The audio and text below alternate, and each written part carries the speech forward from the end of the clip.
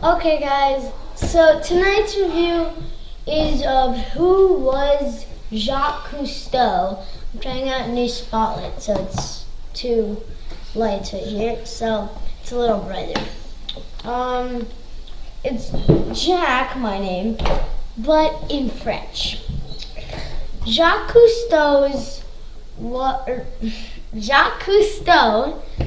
was obsessed with the ocean and invented the aqualung or scuba diving gear, whatever you want to call it.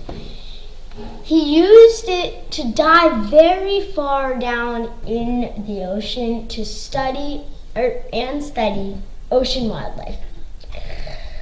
Jacques had a yacht called the Calypso that he used as his office or / home, and he did a lot of research there.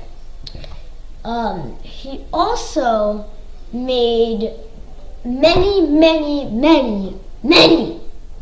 movies about the ocean. I think Jacques was really cool because of his love of the ocean.